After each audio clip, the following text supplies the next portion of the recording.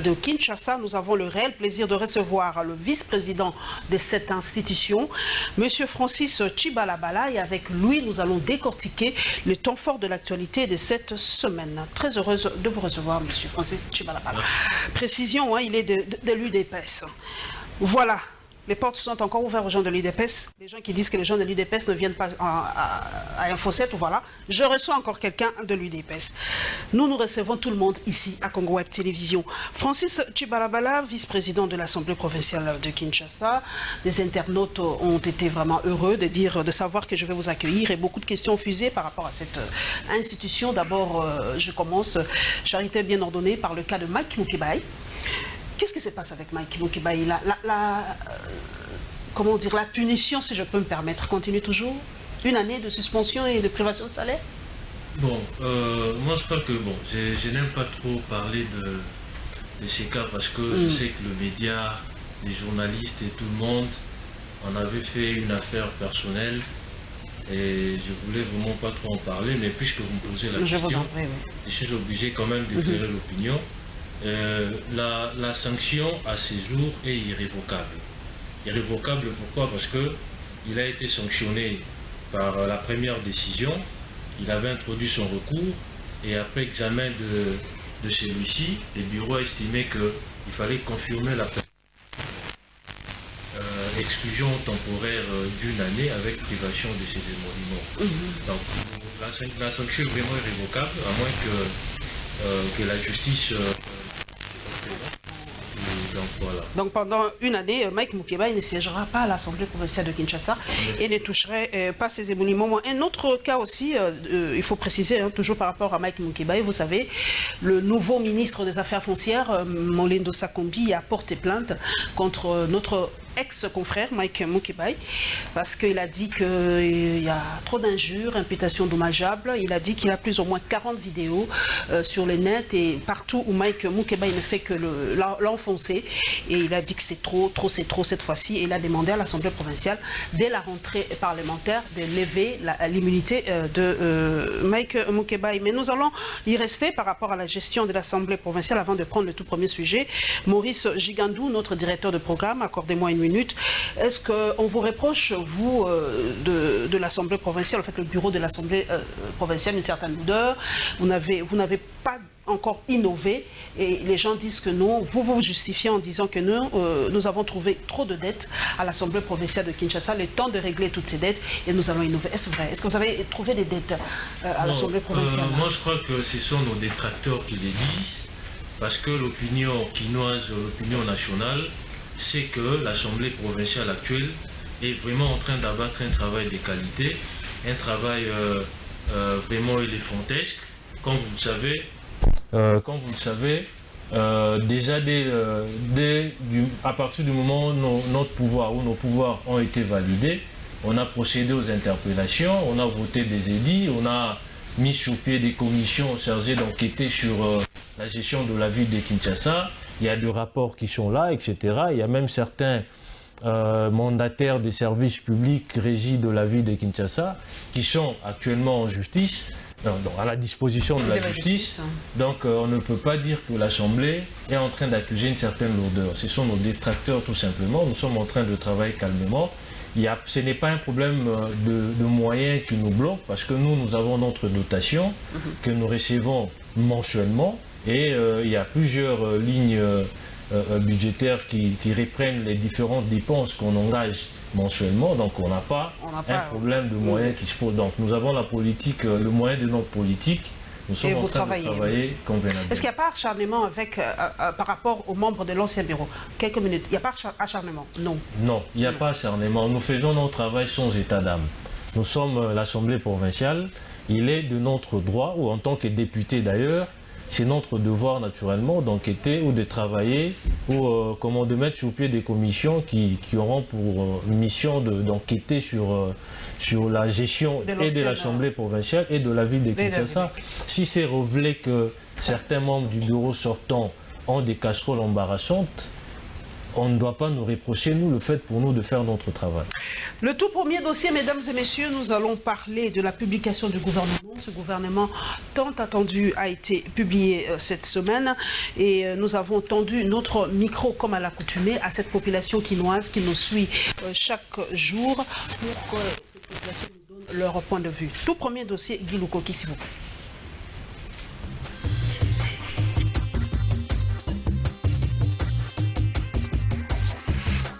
Ce gouvernement comprend 5 vice-premiers ministres, dont 2 issus du FCC. Célestin Toundou pour la justice et une femme, Élisée Mineboué, vice-ministre du plan.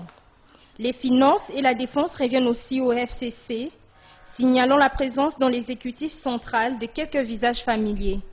Azarias Rouberois, ministre de la décentralisation et réformes institutionnelles. Steve Mbikaï, ministre des Actions humanitaires et solidarité nationale. Thomas Louaka, ministre de l'ESU, ainsi qu'Amos Mbayo, ministre de Sport et Loisirs. 76,9% des ministres ne l'ont jamais été auparavant, parmi lesquels nous citons Pius Mwabilou, ministre de l'Urbanisme et Habitat, et les ministres de la Communication et Médias, David Jolino Makelele. Pour ce qui est de la proportion entre hommes et femmes, 80% des hommes sont nommés contre 17%. Un faible pourcentage équilibré par l'importance des portefeuilles qui ont été attribués aux femmes. À l'instar de Marie Toumba-Nzeza, membre de l'UDPS, qui a été désigné chef de la diplomatie congolaise, les 26 provinces de la RDC sont représentées. Le Grand Kasaï est majoritaire avec 25% des ministres, suivi du Grand Katanga et de l'Est du pays qui en ont chacun 15%. Malgré les multiples revendications au nom de son poids au Parlement, la FDC a débattu n'a obtenu aucun ministère au sein du gouvernement. Alors que le FCC a réservé 2 postes à la FDC-L Néné, la décentralisation et l'emploi. Dans ce gouvernement, les personnes sanctionnées par la communauté internationale n'y figurent pas. La sortie du gouvernement n'a pas laissé indifférents les Congolais. Un bon nombre de gens interviewés par notre caméra saluent la nomination des nouvelles figures au sein du gouvernement Ilunga. Ils ont également applaudi la participation des femmes. Tosepeli ndenge basali changement balongoli bato nyonso ya kala bati bato asika mais ezala esengo mingi bato ya sika pe bazala makambo ya sika balongola makambo ya kala oyo ba corruption banini tout ça en tout cas vraiment on est qu'il faut gouvernement tout le monde na gouvernement sika o ba jeune pe ba koti il y a les mamans et tout bambula ebele ba gouvernement le ka marque la marque tout le monde a représentant na biso moko te mais na ndenge lelo tata mokondi Fatia kanisi biso na mama Irene wabimi. Ces Quinois demandent aux nouveaux membres du gouvernement de travailler pour le bien-être des Congolais. Qu'ils puissent prendre les choses au sérieux et savoir comment servir la population, au lieu de servir leur propre ventre. Le plan financier, parce qu'ici les gens souffrent. Hein? Maintenant on n'a pas d'argent. Hein? Mais vraiment si les nouvelles figures nous font du bien, ça va aussi. Premièrement, dollar puis bien. Fonctionnaire. Bien normalement. Pour rappel, la sortie du nouveau gouvernement est intervenue 7 mois après l'investiture du nouveau président de la République démocratique du Congo, Félix Antoine Tshisekedi.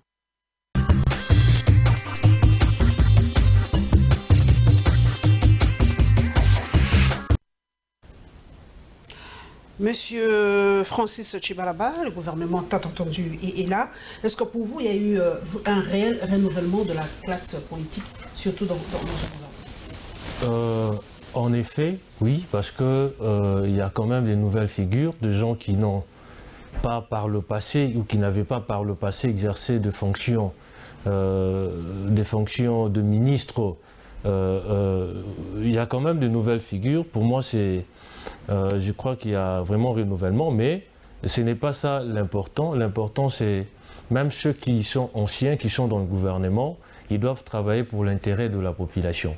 Il vous souviendra, lors de précédentes sorties du président de la République, il a martelé que même s'il travaillait avec les gens qui étaient dans le FCC ou les gens du FCC, ce dernier doivent rentrer dans sa politique.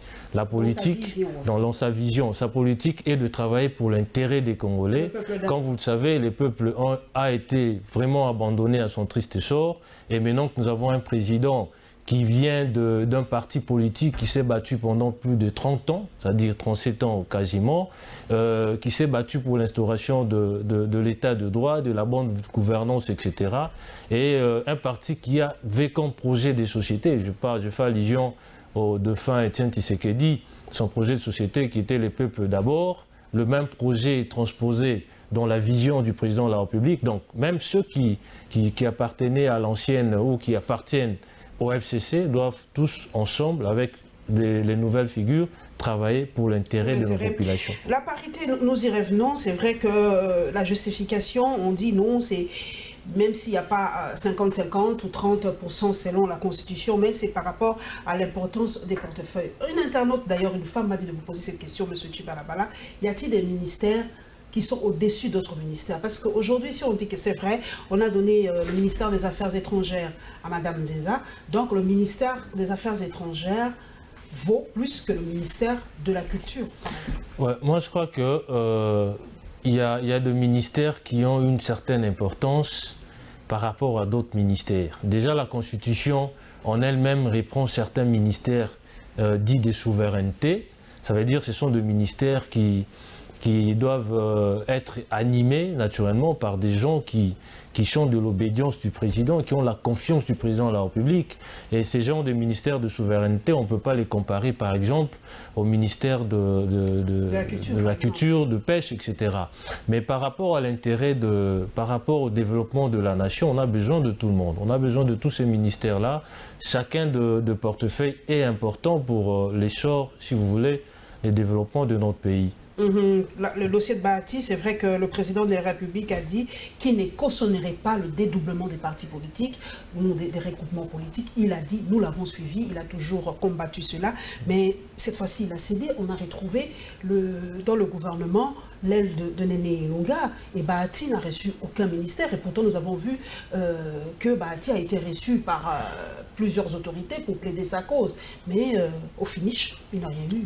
Non, moi je crois que le président est resté droit dans ses bottes par rapport à sa position. Vous n'allez pas me dire que Mme Néné a créé son parti AFDC. Mais il a dédoublé. Non, elle n'a pas reçu des documents, parce que même la loi sur le parti politique interdit cela. Donc si dans les années passées nous avions vécu, ou nous avions assisté à ces genres de spectacles, c'est tout simplement parce que c'était entretenu par l'ancien régime. Mais c'était d'ailleurs en violation de la loi qui réglemente justement le parti politique. Donc jusque-là, au moment où nous parlons, elle n'a pas encore créé son parti politique, mais étant du FCC, si au niveau interne, ils se sont organisés pour lui attribuer certains ministères, certains portefeuilles, ce n'est pas notre affaire. C'est vrai que vous n'êtes pas dans les secrets des dieux, mais on ne comprend pas comment Bahati, ou du côté de Bahati, il n'y a personne. Ceux qui sont restés fidèles à M. Bahati n'ont reçu aucun ministère. Moi, je crois qu'il ne faut pas individualiser les débats. Pourquoi je le dis? Parce que l'alliance que nous avons signée, c'est FCC et CACH. Nous sommes du CACH et le FCC. Donc, nous sommes repartis de ministères. Si par exemple au FCC et du FCC, s'il n'est pas en odeur de sainteté avec leur autorité morale, ce n'est pas notre problème. Nous, on a envoyé la liste des ministres au président de la République. Donc, vous nous dites que l'autorité morale du FCC a pesé de tout son poids pour que Bahati ne se retrouve pas dans le gouvernement. Ce n'est pas ce que j'ai dit. Mais en tant qu'autorité morale, c'est lui qui organise cette plateforme politique.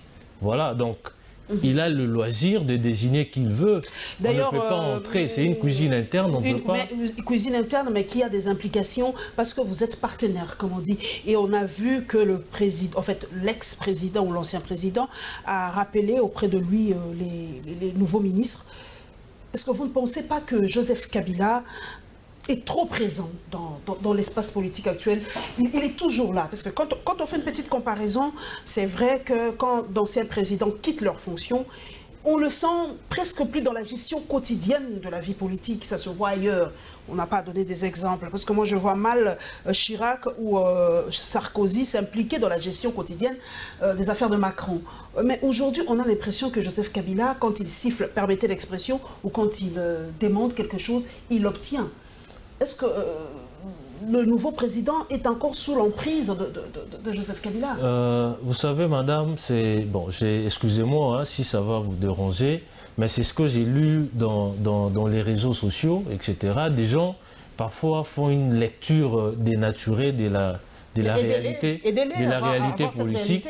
Pourquoi? Parce que vous savez que nous avons un seul président de la République. Ce n'est pas maintenant, ce n'est pas aujourd'hui. Même les sénateurs Kabila ne va pas disparaître du paysage politique congolais. C'est quand même, il fut un président de la République, il est sénateur à vie, il aura toujours son mot à dire par rapport à la politique de notre pays. Donc il ne faut pas les jeter dans les oubliettes, parce qu'il est là, il est acteur, il est sénateur à vie, il sera toujours là. Mais les décisions du président de la République sont prises en âme et conscience. Il a toute le marge des manœuvres possibles, il a les épaules larges pour s'assumer comme président de la République, et tout ce qu'il est en train de faire, il n'a que la Constitution comme guide.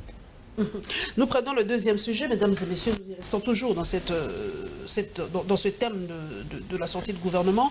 Nous allons parler de la répartition géographique du gouvernement, donc la géopolitique, parce qu'il y a beaucoup de gens et beaucoup de tribus, beaucoup de natifs qui se sont sentis lésés par rapport à cette sortie de gouvernement, comme les Tekeungu qui se disent lésés. Ils ne se retrouvent pas dans ce gouvernement. Il y a même au nord Ubangi, ils se disent ne se retrouvent pas dans ce gouvernement, et pourtant on le sait, 7 mois après, une des raisons c'était que nous on devait retrouver presque toutes les provinces, faire en sorte qu'il y ait une représentation de toutes les provinces dans ce gouvernement. Deuxième sujet, Guy Luko Kisivo.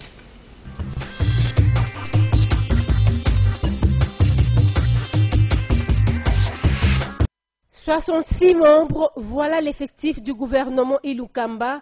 L'ordonnance signée par le chef de l'État reprend 5 vice-premiers ministres. Il s'agit de Gilbert Kankonde qui s'est vu confier l'intérieur. Célestin Tundaya Kassende, justice et garde-sceaux. Le ministère du budget revient à Jean Baudouin Mayo. Élisée Minembwe est au plan. Les infrastructures et travaux publics ont été donnés à Wilingo Pos. L'exécutif central compte également 10 ministres d'État. Nous avons notamment Marine Toumbanzenza aux affaires étrangères. Eustache Mouanzi, par exemple, va s'occuper des ressources hydrauliques et électricité. Il y a aussi des revenants, pour ne pas dire rescapés, dans ce gouvernement, à l'instar d'Azaria Sourouberois. Ce dernier est ministre d'État en charge de la décentralisation et réforme institutionnelles. Autant Willy Bakonga, promoteur des écoles Madame Les Sévigné, à qui l'on a confié l'enseignement primaire, secondaire et technique. L'ordonnance en question reprend 31 ministres. Pius Mwabilou et à l'urbanisme et habitat, je connais les Congo, Thomas Louaka va quant à lui découvrir l'enseignement supérieur et universitaire, et son collègue très contesté par l'AFDC et alliés, Steve Mbikai, et à l'action humanitaire. Ilunga Ilunkamba a prévu aussi 3 ministres délégués. Ils sont à la défense, à l'intérieur et aux affaires sociales. 17 vice-ministres sont repris dans cette ordonnance, notamment Germain Kambinga. L'ancien cadre du MLC devenu centriste et à la formation professionnelle, arts et métiers. Nous, communauté Tekeungu autochtone de la ville-province de Kinshasa, réunis ce jour, après publication du gouvernement du Premier ministre Ilunga Ilunkamba, dénonçons ce qui suit. 1. La ville-province de Kinshasa, en tant que province, n'est pas représentée dans ce gouvernement. 2. La marginalisation du peuple autochtone Tekeungu de ce gouvernement crée une frustration et viole les prescrits de l'article 90 alinéa 3 de notre Constitution qui stipule que la composition du gouvernement tient compte de la représentativité nationale. 3. La communauté Tekeungu invite le président de la République, chef de l'État et garant de la nation, à réparer ce préjudice qui risque d'entraîner des conséquences fâcheuses. 4. La communauté Tekeungu refuse d'être les Palestiniens de la RDC car le Dieu de nos ancêtres ne cautionnera pas éternellement cette injustice. Enfin, La communauté Teke Umbu se réserve les droits d'envisager d'autres actions susceptibles de la remettre dans ses droits, à l'instar des autres provinces.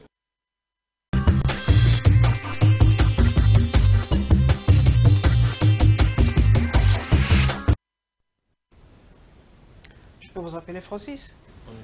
Alors Francis, vous avez suivi la déclaration des Teke Umbu qui se disent marginalisés et que le président de la République n'a pas respecté la Constitution. Vous leur donnez raison, ils ont droit de ressentir cela, selon vous? Bon, moi je crois que en tant que citoyen, parce que je suis issu ou je suis de l'UDPS, nous nous sommes battus pendant plusieurs années pour respecter justement ou faire respecter la liberté d'expression. C'est leur droit le plus légitime en tant que citoyen d'émettre des réserves par rapport à ce qui s'est passé ou de donner un son de cloche contraire au gouvernement. C'est vraiment leur droit, je le leur concède. Mais vous savez, ce qui est important, c'est que les Congolais en général se retrouvent. On n'a pas besoin de retrouver toutes les provinces pour que l'action du président de la République soit exécutée. Parce qu'on nous a dit que ça prend du temps parce qu'on doit retrouver tout le monde, la représentativité doit être là. Mais il y a les Teke Umbu qui se disent non représentés, les Pygmées qui se lèvent et se disent nous, les autochtones, les premiers habitants de ce pays, nous ne sommes pas là. Au nord Ubangi, on dit nous ne sommes pas là. Mais comprenez-les vous savez, madame, c'est ça que je dis, je leur concède ce droit-là. Ils ont la liberté d'exprimer leur ras-le-bol. Je le leur concède, mais seulement j'aimerais relever quelque chose. C'est-à-dire pour aider la République à aller de l'avant, il ne faut pas forcément être dans les gouvernements. Il y a plusieurs... Si on vous nomme M. Francis, si on te nomme ministre, tu ne diras pas ça. Hein? Non, mais comment vous dites aux autres qu'ils ne soient pas ministres? Je ne peux pas. Si on me nomme ministre... Vous n'allez pas refuser hein? Non, je ne vais pas refuser. Vous n'allez pas refuser hein? Oui, je ne vais pas refuser. Mais le problème, c'est qu'on ne peut pas contenter tout le monde. Du moment qu'il y a déjà un gouvernement qui est là, il y a plusieurs autres portefeuilles, par exemple, de l'État, ils seront peut-être récompensés. Les présidents de la République... Il n'y a que 26 provinces, donc on pouvait retrouver tout le monde dans ce gouvernement, parce qu'il y a plus de 60 membres, plus de 60 personnes. Vous pouvez caser tout le monde, toutes les provinces. C'est d'abord compliqué, parce que vous n'allez pas me dire que dans de formations politiques, on retrouve toutes les provinces. Si c'est révèle, par exemple, que dans le cash, il n'y avait pas un Teke Umbu, on allait les prendre où? Il faut placer des gens qui connaissent votre politique, qui rentrent dans votre vision. Si par exemple dans le FCC, il n'y en avait pas par exemple...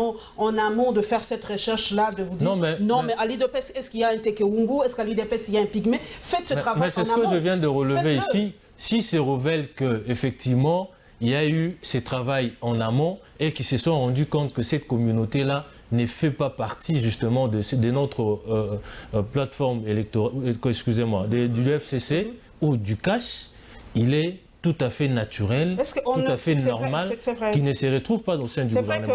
L'adhésion dans le parti politique est libre. Donc vous n'allez pas me dire que dans tout le parti politique, on retrouve toutes les ressortissants de toutes les provinces. L'adhésion est libre. Peut-être cette réalité-là est à la base de ce que nous constatons. Vous l'avez dit, l'adhésion est libre, c'est vrai, mais beaucoup d'internautes me disent aussi de vous poser cette question. Merci à toi. Son nom m'échappe, mais ça viendra. Elle est à Bruxelles, elle m'a dit de vous poser cette question. La compétence. Est-ce que vous... voilà, c'est Youyou Moutoumossi qui m'a dit de vous poser cette question. La compétence. Est-ce que vous tenez... C'est pas parce que Francis est de cash qui doit être automatiquement ministre du plan.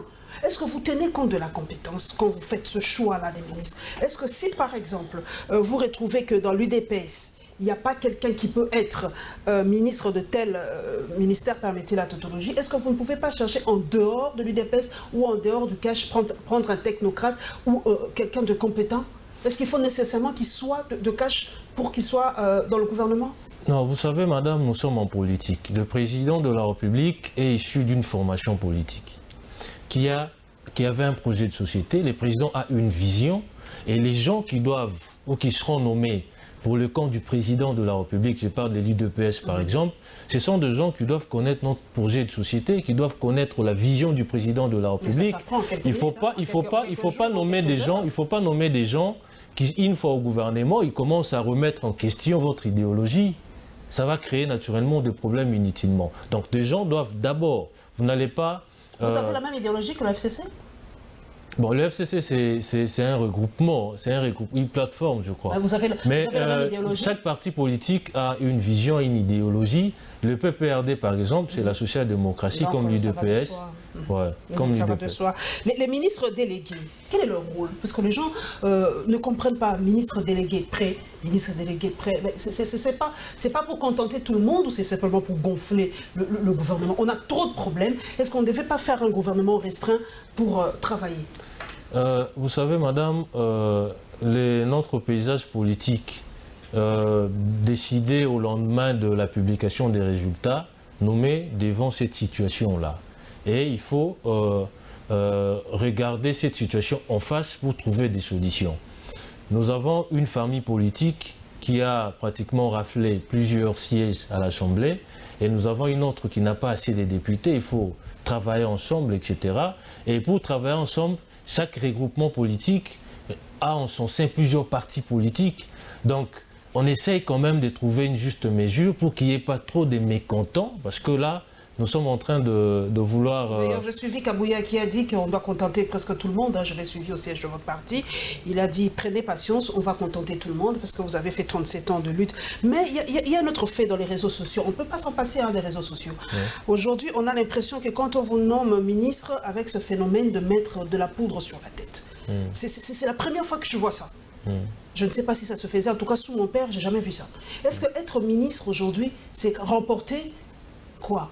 Une tombola, remporter un jackpot, ou c'est être au service de... Parce que moi, je me vois mal qu'on nomme, je ne sais pas, prenons Francis Tchibalaba, ministre, et on vient vous photographier avec de la poudre sur la tête, comme si vous avez gagné au loto. Est-ce qu'être ministre, c'est ça, au fait? C'est ça, le message que vous voulez faire passer aux gens? Bon, moi, je n'aborde pas les choses comme vous, excusez-moi, madame. Je vous en prie, c'est ça, la liberté. Personnellement, je me dis c'est quand même un honneur, parce que sur plus de 60 millions de Congolais, on trie sur le volet, vous êtes parmi ceux qui font partie de l'équipe gouvernementale. Je crois que c'est quand même quelque chose de considérable qu'il faut naturellement célébrer. Mais de l'autre côté, nous, par exemple, à l'UDPS, on dit toujours que être cadre, ce n'est pas un privilège. C'est une charge. Ça veut dire que les ministres doivent comprendre. S'ils sont dans la logique des ministres précédents et qu'une fois au gouvernement, vous allez vous mettre plein le poche, vous allez vous taper des maisons, des immeubles, etc. Ils doivent comprendre que ces gouvernements, c'est un gouvernement d'action. C'est un gouvernement qui doit relever les défis qui se présentent. Parce que nous savons tous l'état dans lequel notre République se trouve. Donc ils doivent travailler pour l'intérêt du Congo, pour l'intérêt des Congolais, et non aller au gouvernement pour se remplir le poche. Là, je crois, le président de la République, il va prendre ses responsabilités en tant que président. Donc, je ne trouve pas d'inconvénient que cela soit célébré, mais il ne faut pas se mettre dans la tête qu'on va au gouvernement pour s'enrichir.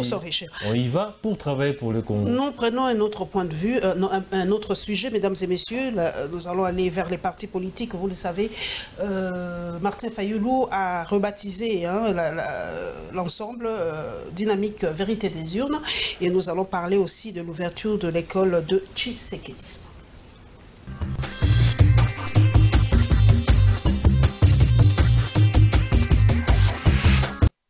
La dynamique de l'opposition vient de se transformer en dynamique de la vérité des urnes. Pourquoi ce changement? Martin Fayoulou Madidi explique. Le peuple veut montrer que c'est lui qui est souverain et nous devons suivre le peuple.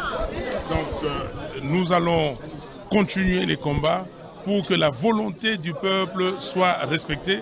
Et c'est pour cela que nous nous appelons maintenant Dynamique pour la vérité des urnes. Martin Fayoulou dit continuer avec ce combat jusqu'à obtenir gain de cause. Pour lui, Félix-Antoine Tshisekedi n'est pas le président élu de la RDC. Monsieur Félix-Antoine Tshilombo n'est pas président élu. Il est là parce que Kabila l'a nommé. Et nous avons demandé à Félix de demander pardon au peuple congolais. Parce que le peuple congolais voulait le départ de M. Kabila. M. Tshisekedi est venu remettre en selle M. Joseph Kabila. Et donc, ça, le peuple ne pourra jamais supporter. S'agissant de la publication du nouveau gouvernement, le coordonnateur de la dynamique de la vérité des urnes préfère donner sa langue au chat. L'homme continue à voir du Kabila derrière Fachi. C'est le gouvernement Kabila.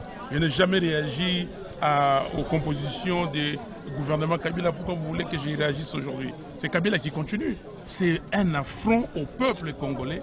Le peuple qui s'est battu, et Félix Antoine Tshilombo nous a remis en l'état zéro. À noter que la dynamique de la vérité des urnes lance un appel à tous les Congolais pour qu'ils prennent conscience de sa souveraineté primaire, ce pour exiger à Félix Antoine Tshisekedi de reprendre les élections de manière anticipée, chose qui paraît improbable. Ça aura été le couronnement de tout un combat politique à ses risques et périls contre les systèmes ayant choisi pour mode de vie la dictature. À peine nommé ministre délégué à la Défense nationale, Sylvain Mutombo voit se réaliser ce jour son rêve de vulgariser l'idéologie de son mentor à l'occasion de l'ouverture de la première session de formation de l'Académie de l'immortel Étienne Tshisekedi. Mais ce coordonnateur adjoint du RDT voudrait avant tout saluer le choix du chef de l'État sur son chef naturel comme membre du nouveau gouvernement, avant de réitérer à Félix Tshisekedi l'accompagnement de sa plateforme dans sa mission régalienne. Cette session de formation sur le tshisekédisme représente pour l'actuel ministre délégué à la Défense nationale un combat sans relâche pour la disparition des antivaleurs. Endoctriner. Qui est notre occupant? C'est la corruption. Qui est notre occupant? C'est le trafic d'influence. Qui est notre occupant? C'est la violation des droits et libertés garantis par la Constitution. Qui est notre occupant? C'est le manque d'emploi. Qui est notre occupant? C'est le manque de transport. Qui est notre occupant? C'est la famille. Qui est notre occupant? C'est le manque de l'éducation scientifique. C'est le manque de paiement de traitement de nos professeurs. Voilà notre chemin de bataille. S'en suivra l'exposé du constitutionnaliste André Mbata sur les droits humains et libertés au sein d'une république dite démocratique. Le député n'a pas manqué de définir l'état de droit comme un état où tout le monde est soumis à la loi et la démocratie comme un système politique dont les soubassements et la volonté du peuple. La clôture de la première session de formation de l'Académie de l'immortel Étienne Tshisekedi devra être sanctionnée par la remise des diplômes aux personnalités ayant fait preuve de constance dans la lutte contre les antivaleurs.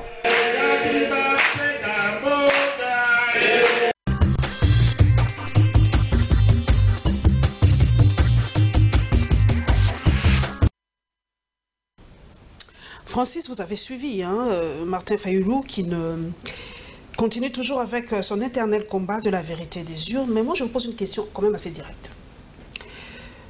Est-ce que Étienne Tshisekedi, s'il était vivant ou s'il était élu président de la République, aurait travaillé avec Joseph Kabila? Si vous avez côtoyé Étienne Tshisekedi, voilà. Parce que quand je vois le ministre près de la Défense qui veut parler du tshisekédisme tel que nous connaissons Étienne Tshisekedi, son radicalisme, sa constance, est-ce que Étienne Tshisekedi, dans la même situation que Félix Tshisekedi, aurait travaillé avec Joseph Kabila? Non, mais madame, moi je crois que le président de la République a une promesse de campagne qu'il fait à la population, à ses électeurs. Il a un programme du gouvernement, il a un projet de société. Le président Tshisekedi, c'était vraiment un personnage qui faisait la politique sans état d'âme. Pour lui, il s'agissait de la République et qu'il fallait, s'il faut travailler avec ceux qui étaient ennemis hier, il ne pouvait pas hésiter un seul instant. Il ne faudrait pas ici ramener sur la place publique vos petites querelles, vos problèmes personnels. Donc si vous avez un problème avec l'opposition, parce que l'opposition au Congo, ce n'est plus question des remises en question idéologiques, c'est plus des individus. Moi avec tel on ne s'entend pas, j'ai un problème avec tel, pour des petits problèmes, vous ramenez ça sur la place publique, vous en faites quelque chose qui implique la nation. Non. C'est-à-dire, s'il y a des gens qui ont travaillé par exemple avec le président Kabila, qui ont des compétences, c'est des gens qui ont accepté de se convertir pour travailler cette fois-ci pour l'intérêt du Congo, je crois qu'ils n'auraient pas hésité un seul instant. Reprendre les élections, beaucoup d'internautes disent, vous voyez, le nouveau président est buté à ses problèmes parce qu'il n'a pas les pleins pouvoirs à l'Assemblée nationale, à l'Assemblée provinciale, partout. Il n'a pas les pleins pouvoirs, c'est pour ça qu'il était obligé d'avoir cette coalition. Et Martin Fayoulou parle de la reprise des élections et c'est aussi le souci d'un bon nombre de Congolais, vous n'allez pas le prendre mal. Est-ce que Félix Tshisekedi ne pourrait-il pas tout annuler? Il a les prérogatives reconnues par la loi, annuler ces élections ici d'ici une année, reprendre les élections et après tout avoir sa majorité et diriger calmement. Parce que c'est permis par la Constitution. Vous savez, madame, je me rends compte qu'il s'agit des intérêts catégoriels, des intérêts personnels. Ah bon. Vous savez, lorsqu'on organise des élections, ça nous coûte des sommes exponentielles. Mais le Congo a l'argent, mais ce moyen-là, écoutez, madame, ces moyens peuvent être affectés à autre chose. On ne peut pas, pendant 5 ans ou pendant 3-4 ans, travailler uniquement pour les élections. Les élections, nous sommes dans un régime démocratique. Il faut que les autorités, les présidents et les autres qui ont des mandats électifs soient réellement élus. Les élections doivent être organisées, mais les élections ne sont pas une panacée. Nous avons des sérieux problèmes qui demandent de moyens. Et l'argent de la République ne doit pas tout le temps servir à organiser les élections pendant qu'il n'y a pas de problème. On va en parler de cet argent de la République. Pourquoi doit-on convoquer les élections de manière anticipée? Et pourquoi pas? Non, mais, si le président, d'ailleurs ça fait 7 mois que le président ne parvenait pas à avoir ce gouvernement. Si le président avait sa majorité à l'Assemblée nationale, je crois que ce gouvernement serait formé en moins de mois. Madame, j'aimerais vous dire une chose. Que ce soit la majorité dont vous faites allusion là, que ce soit les membres du FCC, que ce soit du CACH, aujourd'hui, tous nous regardons dans la même direction, celle de travailler pour l'intérêt des Congolais. Donc moi, je crois que le président a la majorité parce que tous ont adhéré à son programme, ils ont adhéré à sa vision, c'est ça l'essentiel. La majorité sur le plan numérique, pour moi, ça importe peu. C'est sur le plan de la vision, sur le plan de la responsabilité que les députés ont vis-à-vis des Congolais, vis-à-vis de leurs électeurs. Donc, le président, il est en train de travailler calmement. Si ça a pris du temps, c'est parce que, vous savez, il est dans une logique, avec tout ce qu'on a connu comme antivaleur, qui s'est érigé en système, et il fallait quand même faire une rupture avec ça, et on ne pouvait pas reprendre n'importe qui. Il faut un bon casting pour qu'il gagne, pour que son mandat soit réellement une réussite. Et vous croyez qu'avec ce gouvernement, il y a un bon casting? Parce que il y a les mêmes têtes, c'est vrai que vous nous dites, ils vont travailler sous la vision du chef de l'État et tout ça, mais la population avait besoin vraiment de, permettez l'expression, d'un tsunami politique. Ils avaient besoin de voir des nouvelles têtes partout. S'il y a des anciennes têtes qui reviennent, les mêmes personnes qui ont échoué et qu'on a sanctionnées, qui ne sont même pas élus députés nationaux, on le sait, beaucoup qui sont là dans ce gouvernement n'ont même pas été élus députés nationaux, même pas provincial, mais vous le remarquez dans le gouvernement, le peuple a le droit de se poser des questions aussi. Moi, je crois à part ces messieurs-là, il n'y a pas d'autres compétents. Il faut éviter... Pas d'autres compétents dans ce pays, vraiment. Ce sont des a priori, tout simplement.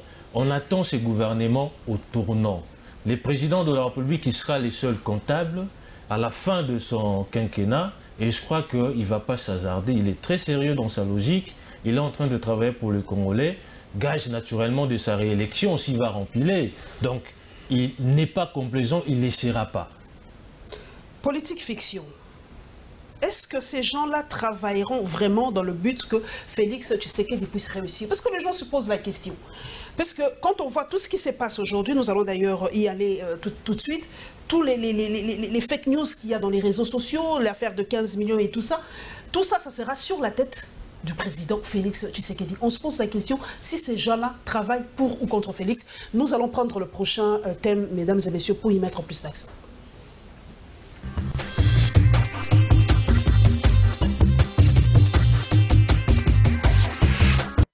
C'est autour de midi que Félix Tshisekedi a foulé les sols japonais. Accompagné de son épouse Denise Nyakeru Tshisekedi, le chef de l'État congolais a été accueilli à l'aéroport par la délégation congolaise conduite par Maître Eberon de Kolongele, son directeur de cabinet adjoint, et Didier Ramazani, ambassadeur de la RDC au Japon. Ensuite, le cortège s'est dirigé vers le lieu d'hébergement du couple présidentiel congolais. Ici, Félix Tshisekedi et son épouse ont été chaleureusement accueillis par la diaspora congolaise du Japon. Quelque temps après, le premier citoyen congolais a reçu en audience le président de l'agence de financement du ministère de l'économie et de l'industrie du gouvernement japonais. Au sortir de cet échange, cette agence se dit prête à accompagner le gouvernement Ilunga Ilunkamba. Son Excellence, Monsieur le Président de la République, nous a fait part du nouveau gouvernement qui vient de s'installer. C'est ainsi qu'il nous a parlé du secteur minier qui est à développer. Donc nous avons parlé et échangé par rapport à cette passion de faire développer le pays et aussi de façon pragmatique, quoi faire pour faire changer le pays. Grâce à nos facilités, par exemple, à faire une cartographie minière en utilisant notre centre qui est au Botswana. Nous allons faire tous nos efforts pour avoir des communications concrètes et pouvoir agir en conséquence. Félix Tshisekedi séjourne donc dans la capitale japonaise pour prendre part à la conférence internationale sur le développement de l'Afrique. Ceci avec un seul souci, de booster le développement de son pays. Alors qu'il était cité dans une affaire de disparition de 15 millions de dollars américains, Vital Kamerhe interdit la mission de contrôle de l'inspection générale des finances.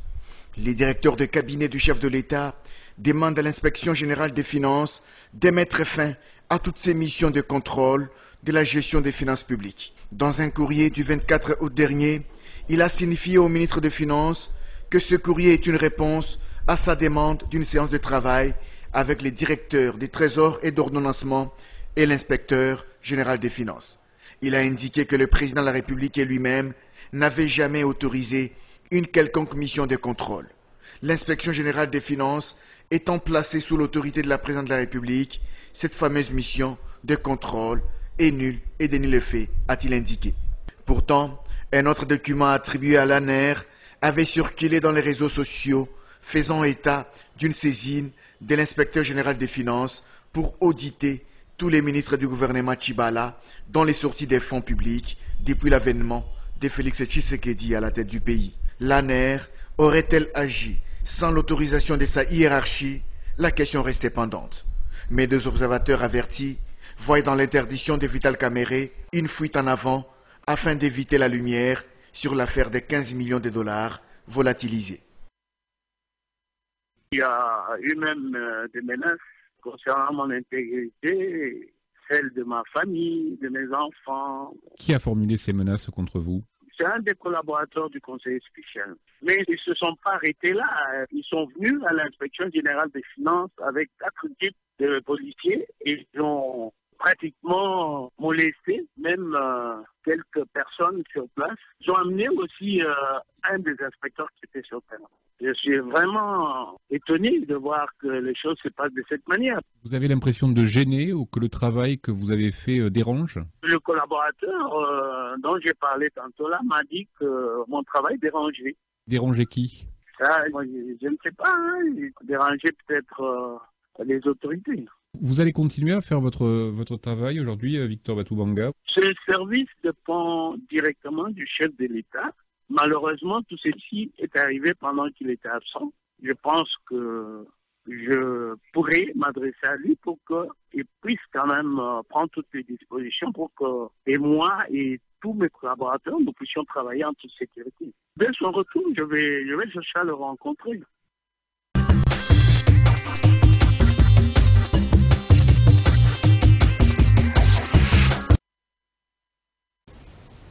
Dossier sensible, mais comme nous sommes à Congo Web, nous en parlons. Le chef de l'État est revenu du Japon, où il a participé à ses travaux par rapport à l'Afrique, le TICAD. Et comme vous le savez, on a mis l'accent sur les secteurs miniers. Mais je vous pose cette question, Francis. Pourquoi tout le temps mettre en avant les secteurs miniers? Il y a d'autres secteurs. Nous dépendons trop de nos minerais. Aujourd'hui, vous savez combien ça coûte le cobalt, le coltan ont baissé. Nous dépendons trop. Est-ce qu'on ne peut pas mettre l'accent sur un autre secteur, l'agriculture, l'éducation et autres? Toujours le secteur minier, toujours le secteur minier? Non, vous n'allez pas me dire que le président, depuis qu'il est là, il ne parle que de ces secteurs-là. Il est en train d'aborder tous les secteurs. Le plus important, c'est de faire en sorte qu'il y ait beaucoup de rentrées des devises qui permettront justement à la République de se relever. C'est ce qui est le plus important. Si par rapport à son déplacement, l'ordre du jour était de parler de nos minéraux, par exemple, vous n'allez pas lui dire mais profitez-en pour parler de l'agriculture. Il y aura toujours une opportunité. On a des terres arables. Non, il y a, en effet, c'est-à-dire il ne néglige aucun secteur. Tous les secteurs seront pris en compte. Tous les secteurs qui peuvent favoriser la rentrée des devises, la rentrée d'argent, seront naturellement exploités au bénéfice des Congolais. Donc il n'y a pas que les secteurs miniers. Nous savons que l'agriculture apporte aussi beaucoup d'argent. Et puis l'agriculture, ça vous permet d'être une certaine indépendance alimentaire, c'est vrai etc. que les Japon parlent de la cartographie de la République démocratique du Congo. Vous connaissez l'impact aussi de ces minerais, hein, le coltan, le cobalt, par rapport à nos téléphones que nous utilisons, nos ordinateurs, les voitures électriques. J'espère que le président de la République a mis l'accent sur la création des usines de transformation, puisque le fait de venir prendre les minerais et d'aller transformer ailleurs, nous ne gagnons pratiquement rien aussi. Est-ce que pour vous, la création de ces usines peut avoir une plus-value dans la vente de ces minerais? Je crois que depuis qu'il est en fonction, d'ailleurs certains les reprochent le fait d'être entre des avions, etc. Les gens voient des très mauvais yeux ces balais diplomatiques qu'il est en train de faire.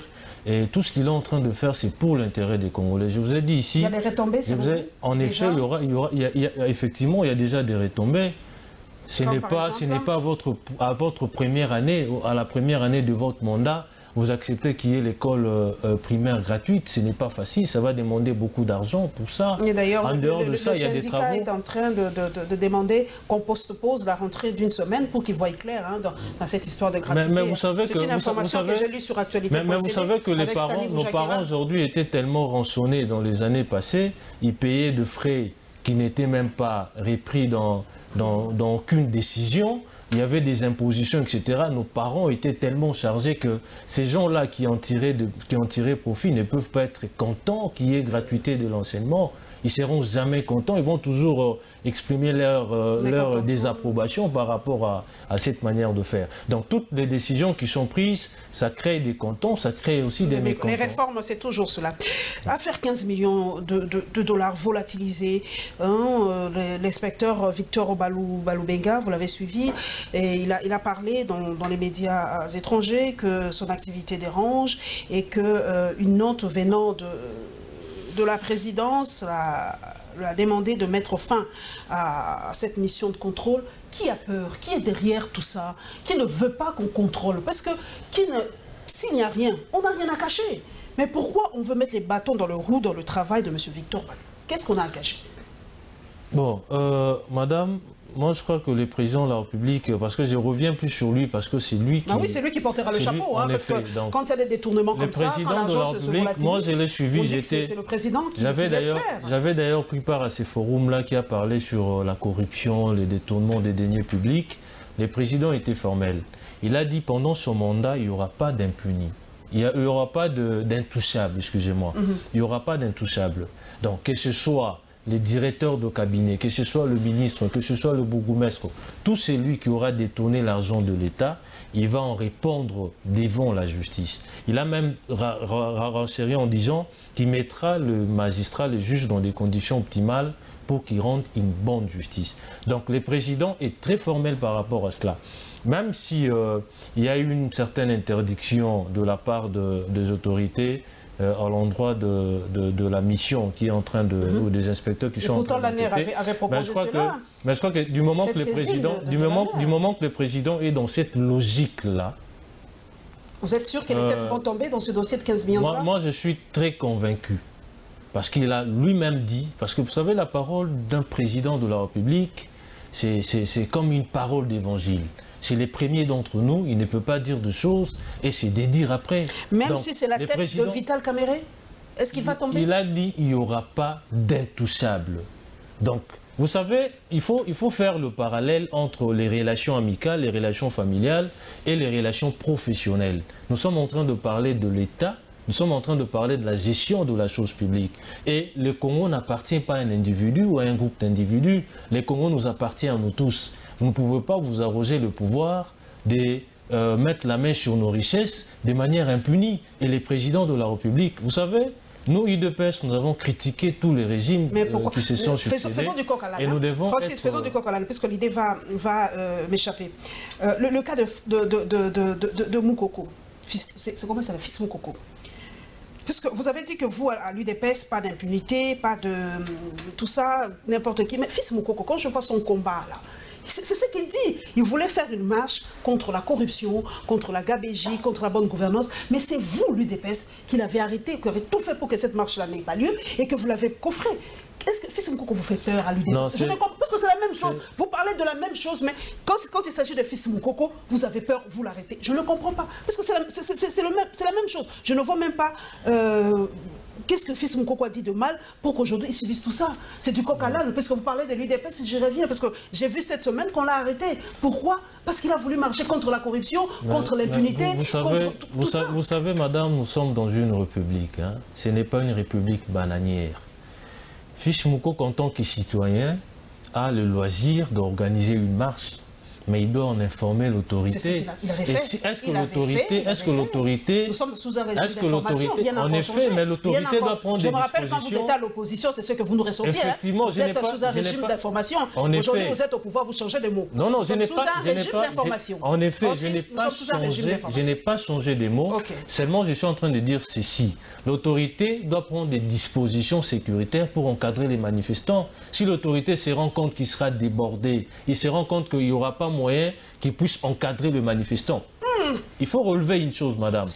La liberté... est revenu, comment il s'appelle, le président, je me rappelle, lors de la campagne, il y avait des milliers de gens. La police a encadré. Et seulement pour Fils Moukoko, la police n'y arriverait pas. Je n'ai pas dit ça. Je n'ai pas dit ça. Je suis dans des hypothèses. Je ne suis pas, monsieur le gouverneur.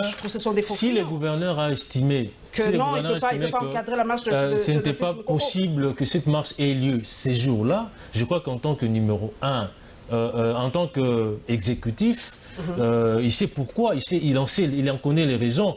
Mais monsieur dont vous citez les noms, il est membre de l'UDPS, mais il est toujours dans l'UDPS, il n'a jamais quitté.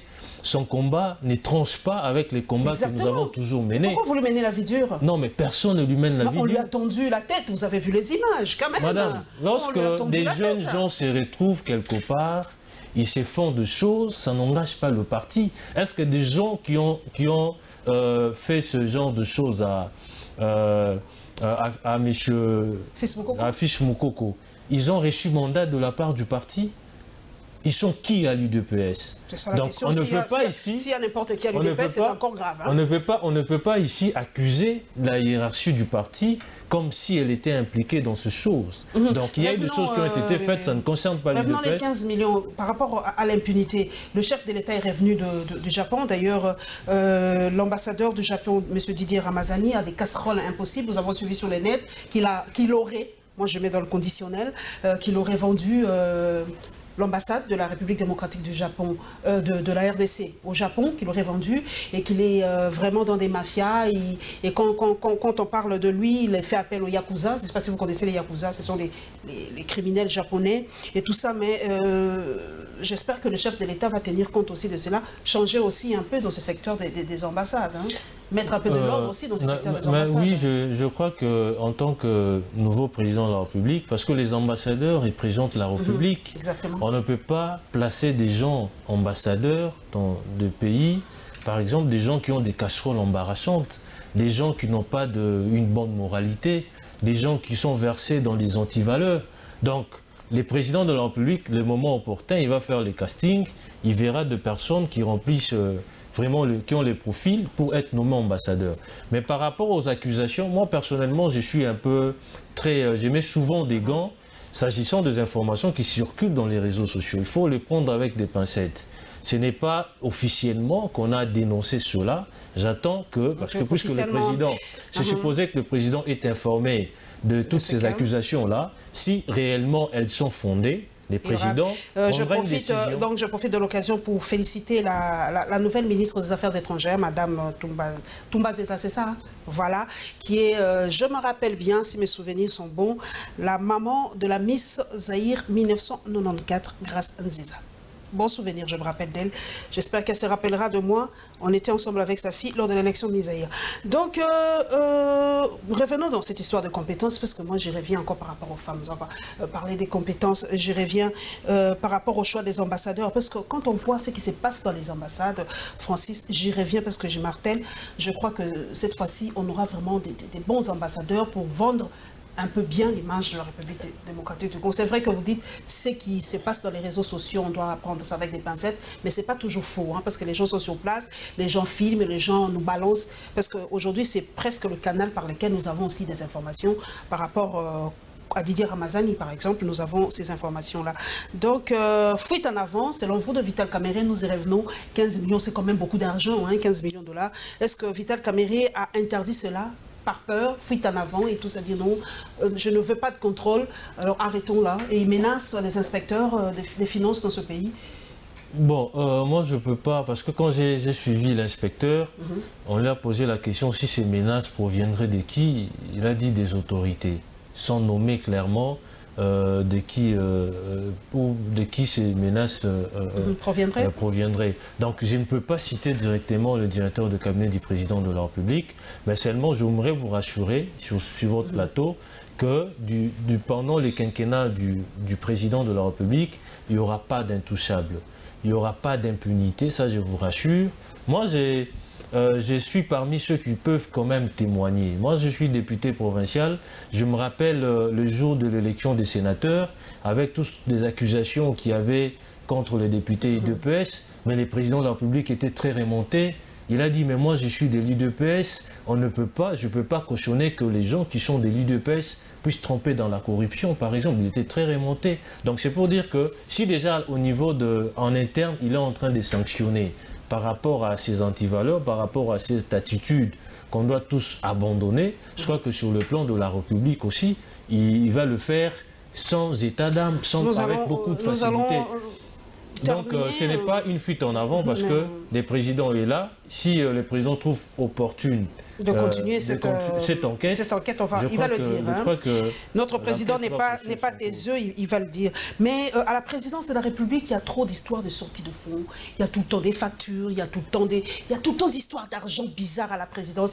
Et les internautes, comme j'avais dit que je recevais quelqu'un quand même de l'UDPS, qui est à l'Assemblée provinciale de Kinshasa, tout ça, est-ce qu'on ne pouvait pas demander, je ne sais pas, c'est peut-être une suggestion des internautes, que le président de la République jette un coup d'œil dans son cabinet, et s'il y a moyen de renouveler ce cabinet, qu'on renouvelle, puisqu'il y a trop d'histoires d'argent, comment on appelle ce trafic d'influence, des conseillers de la présidence. Il y a des gens qui se plaignent que les voitures de la présidence sont vues à Capella, là où on fait les ngoulous, les voitures de la présidence sont vues partout dans la République, à travers la ville de Kinshasa. Il y a je ne sais pas comment on dit, on dirait qu'il n'y a pas une autorité sur ces conseillers de la République. Ils font n'importe quoi à la présidence de la République. Est-ce que le chef de l'État ne peut pas regarder un peu qui sont autour de lui? Parce qu'il n'y a pas que les mauvais conseillers, il n'y a pas de mauvais troupes, il n'y a que des mauvais chefs. Donc tout retombera sur le chef de l'État. Vous savez, madame, moi personnellement, en tant qu'avocat, je me réserve toujours de faire des déclarations l'emporte-pièce. Je n'aime pas les sensationnels, ce que j'appelle les spectacles. Il y a des gens qui s'adonnent au spectacle, qui relaient des informations qui ne sont pas fondées. Mais si ce que vous dites est authentique, le président de la République ne restera pas insensible par rapport à cela. Puisque c'est son image qui est très mal vendue. Très mal vendue, je crois qu'il va remettre de l'ordre. Mais il vous souviendra, je crois, le mois passé, il avait réuni son cabinet. Il était très remonté. En effet, il a frappé du poing sur la table. C'est un président qui aime les gens, c'est un président qui n'est pas trop répressif, mais s'agissant des valeurs, il ne concède pas. Il ne transige pas s'agissant des valeurs. Là où il faut frapper, il le fait. Là où il faut la carotte, il le fait aussi. Donc, le président de la République est très formel par rapport à ces genres de comportements. Et je crois que si vraiment c'est authentique, il va remettre de l'ordre dans la maison. Parce que c'est lui le président, il est certes vrai que c'est son cabinet, il y a un chef de cabinet, mais en tant que président, en tant que numéro 1, il doit quand même remettre de l'ordre. Nous allons parler maintenant, nous allons aller au Congo central. Nous allons parler de la Mimi nationale. Qui ne connaît pas aujourd'hui Mimi? En tout cas, cette histoire a défrayé la chronique depuis quelques jours déjà. Et d'ailleurs, tout dernièrement, hein, les députés FCC, ou pas les députés, mais les cadres du FCC ont carrément demandé la démission du gouverneur et de son vice-gouverneur dans le tandem. Les Nékongo se disent touchés dans leur fonds propres. Ils se disent nous sommes la province de la pudeur, la province voilà, vous comprenez un peu. Donc la démission de ce tandem a été exigée même par la population. Ce samedi, nous avons vu la marche à Matadi. Voilà, donc nous allons prendre un peu plus d'éléments. Guy Lukoki, s'il vous plaît.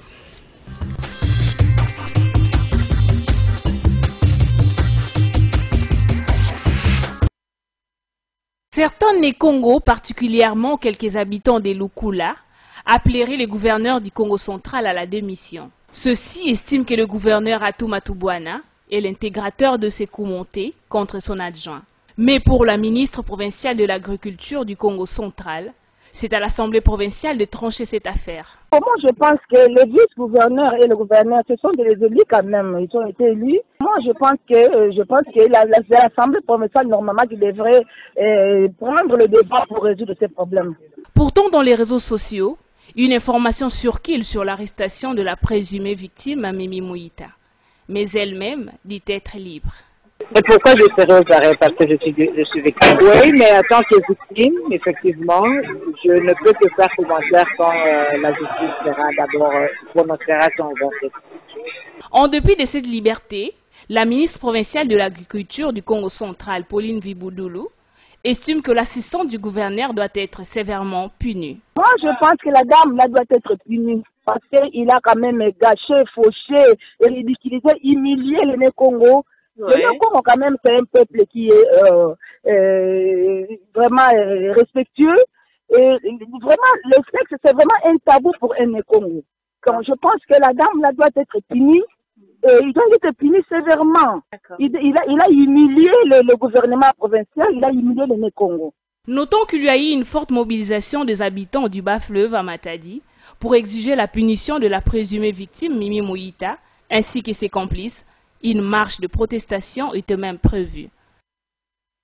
Enfin, nous avons évoqué ce qui est à la une. Les erreurs, c'est humain.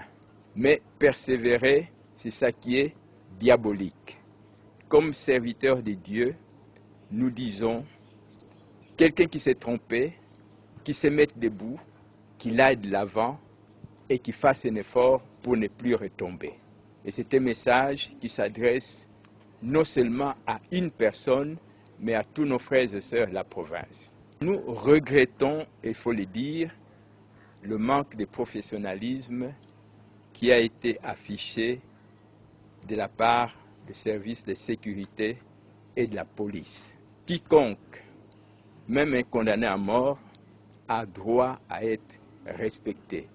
Et du coup, c'est à eux que revient la responsabilité de tout ce que nous sommes en train de vivre. Parce qu'ils ont très mal géré les dossiers. Alors, au-delà de tout ça, nous avons terminé en disant, nous, serviteurs de Dieu, nous prions pour que les uns et les autres soient dans la paix, dans l'unité, dans l'entente.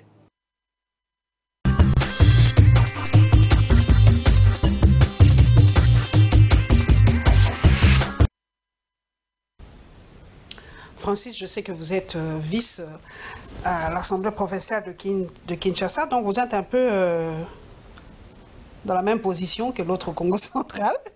Vous avez lui aussi été vice-gouverneur, à l'Assemblée, non, lui il est vice-gouverneur, donc il y a les deux vices que j'ai ici.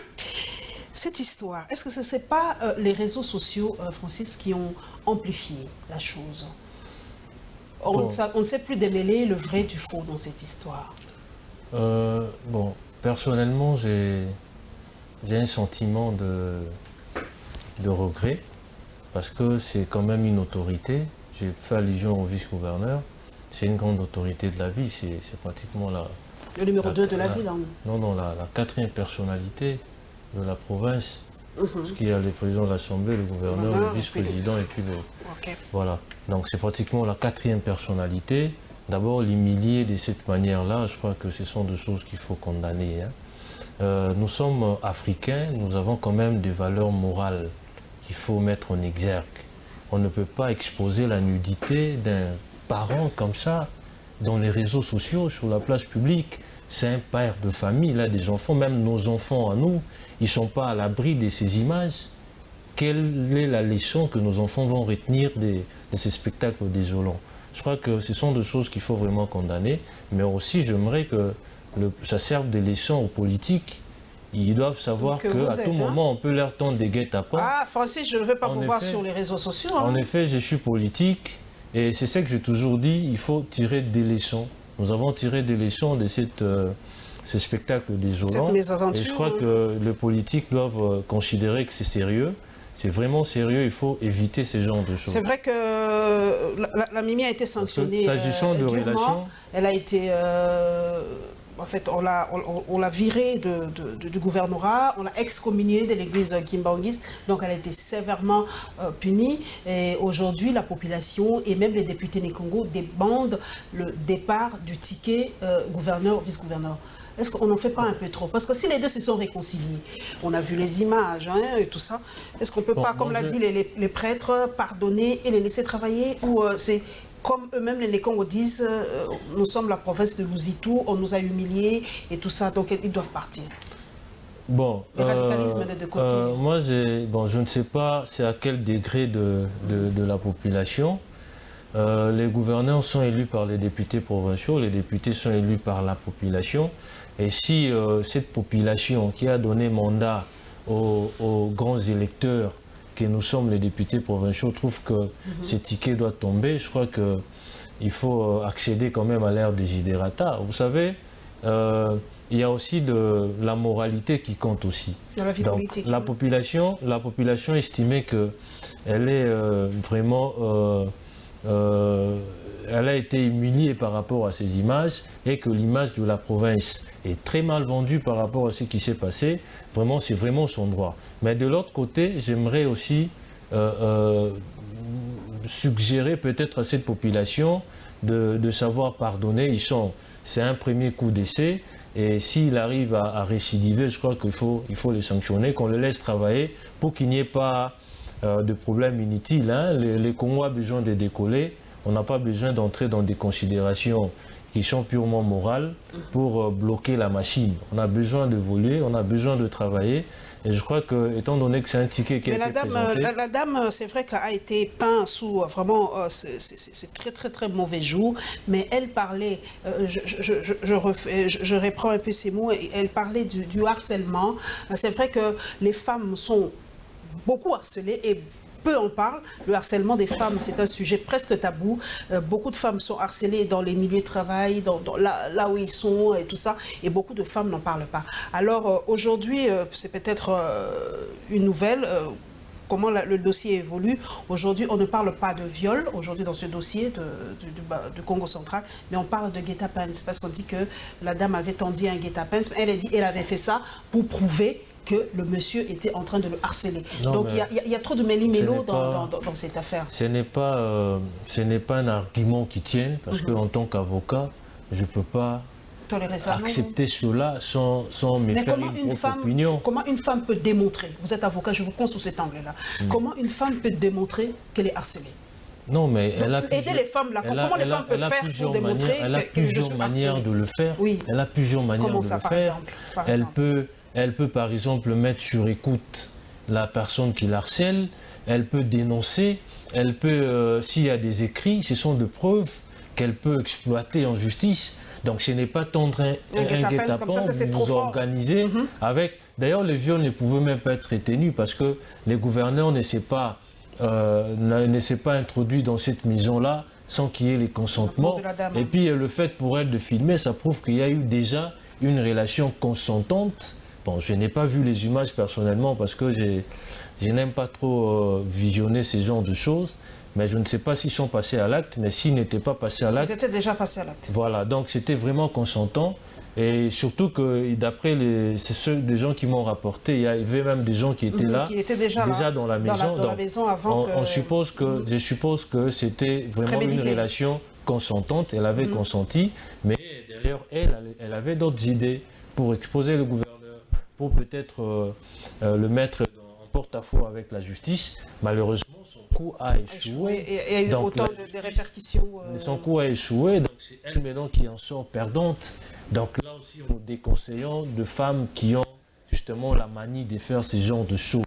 Ce n'est pas intéressant de commencer à faire sauter les hommes, etc. Si vous trouvez que vous ne voulez pas de cette relation-là, vous avez le loisir de dire non et d'arrêter complètement au lieu de... Et surtout, les femmes, vous devez connaître vos droits, vous pouvez dénoncer tout ça, mais pas humilier quelqu'un comme ça, comme l'a fait la dame. Nous allons terminer par cette polémique qui prend de l'ampleur. Qui est grand prêtre en République démocratique du Congo? En tout cas, pas Francis Tchibalabala, je l'ai trouvé très sympathique. Et nous allons terminer enfin par l'atelier de la voix des sans-voix.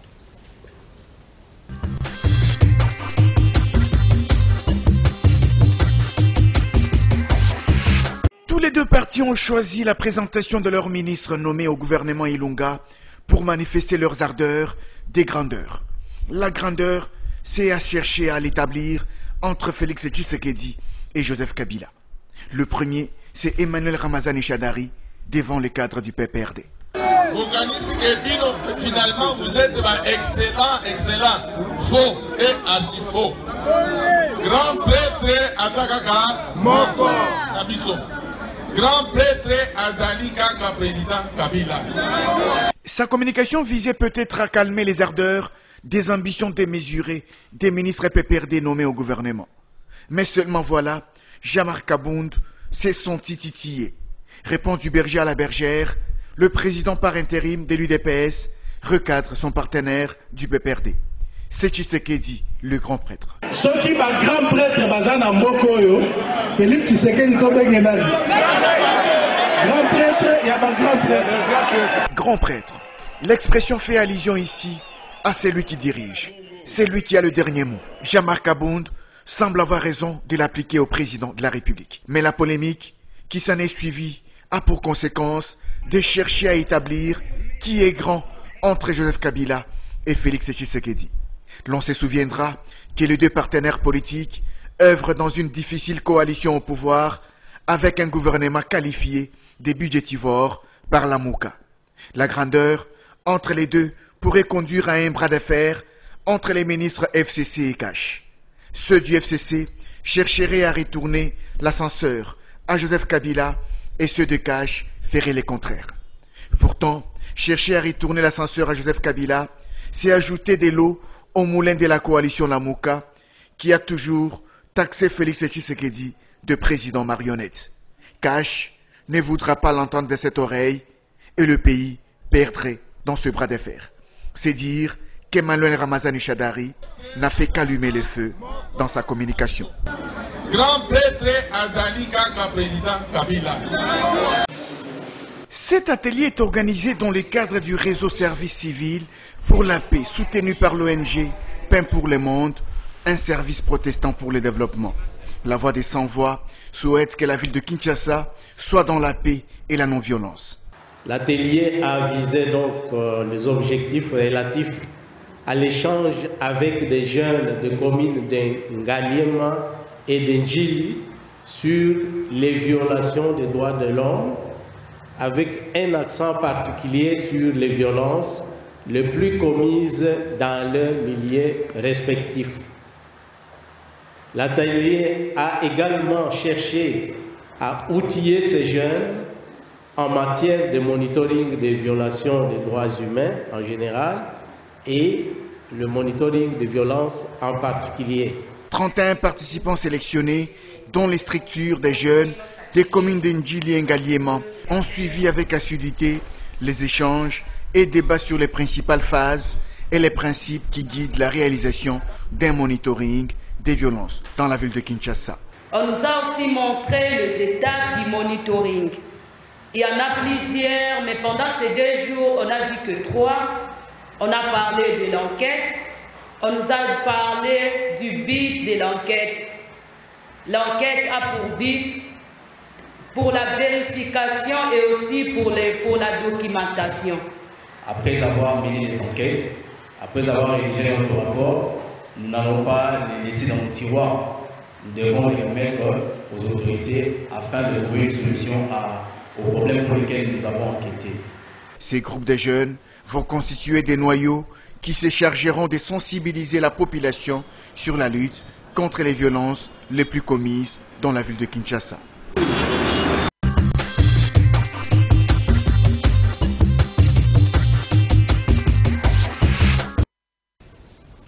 Gabriel Chabanier, Congo Web profite de l'occasion, comme nous sommes dans les sujets des grands prêtres, à féliciter le grand prêtre Fridolin Ambongo qui vient d'être créé cardinal par le prêtre des prêtres, le grand prêtre des grands prêtres, le pape François. Nous sommes dans ce dossier-là des grands prêtres, Francis. C'est quand même assez décevant, moi je trouve personnellement, c'est mon point de vue et j'assume que les politiques congolais soient tirés vers le bas, comme ça.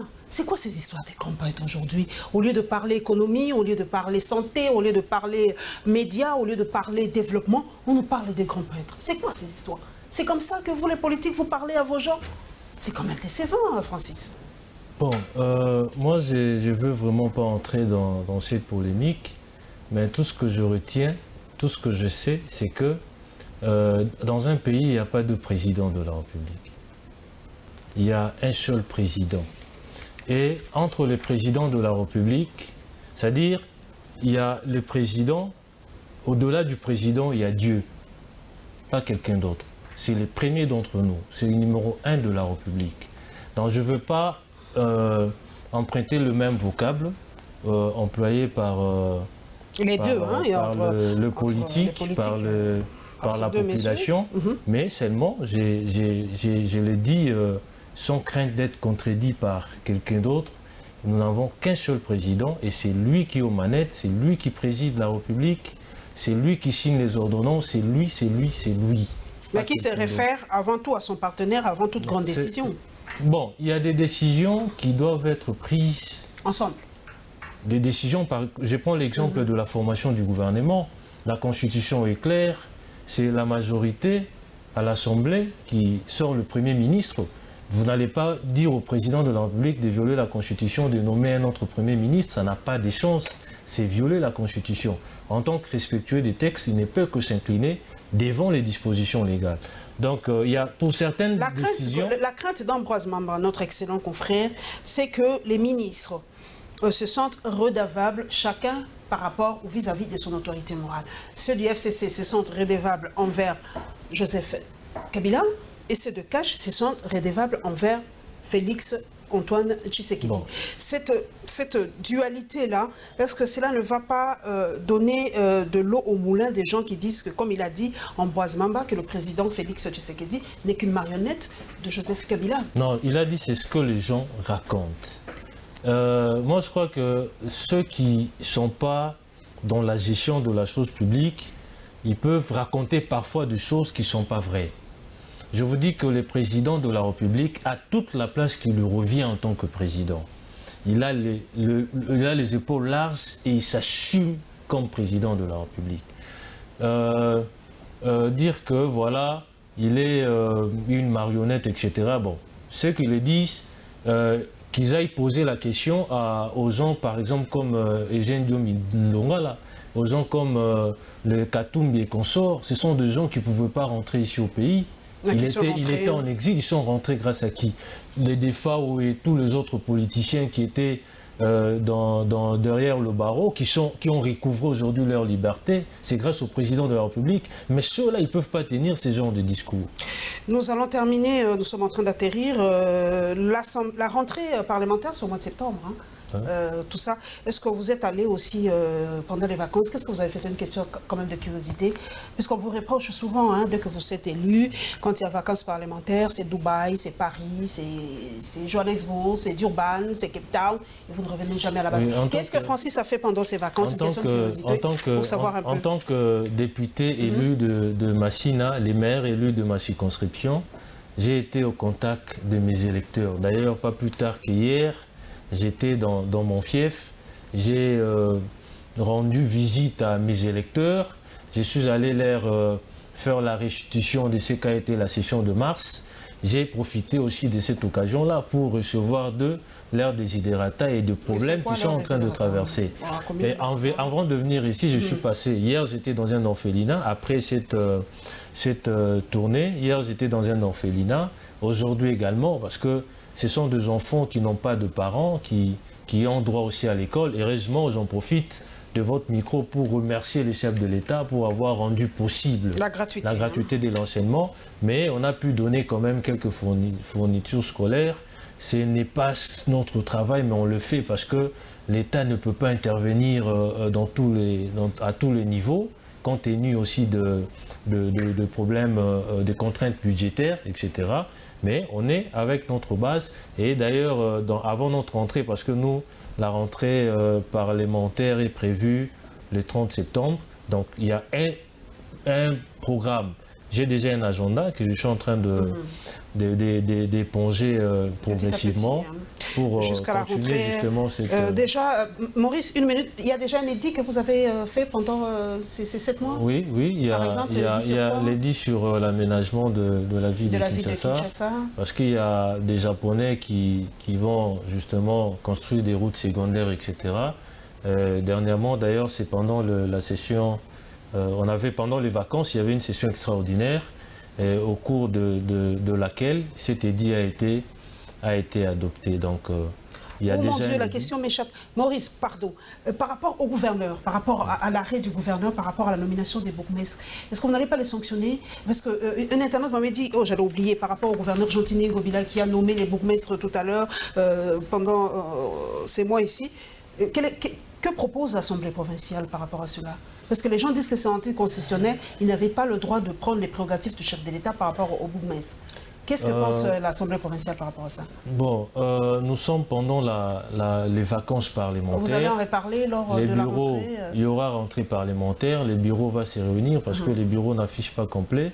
Nous allons nous réunir pour débattre de la question. Si, après analyse, il se révèle que cet arrêté violerait la Constitution et les lois de la République, l'Assemblée provinciale ne sera pas complaisante par rapport à cette attitude. Merci donc à Francis Chibalabala, vice-président de l'Assemblée provinciale de Kinshasa, d'être passé à la barre. Merci à tous mes internautes, à tous mes followers dans les réseaux sociaux. Merci en tout cas au nouveau directeur de programme de Congo Web Télévision, Maurice Gigandou. Félicitations pour ce poste. En tout cas, la fidélité paye, comme on dit. Merci à vous, mesdames et messieurs, pour votre fidélité à Congo Web Télévision. Et nous nous retrouverons, mesdames et messieurs, avec le même plaisir le dimanche prochain. Inch'Allah.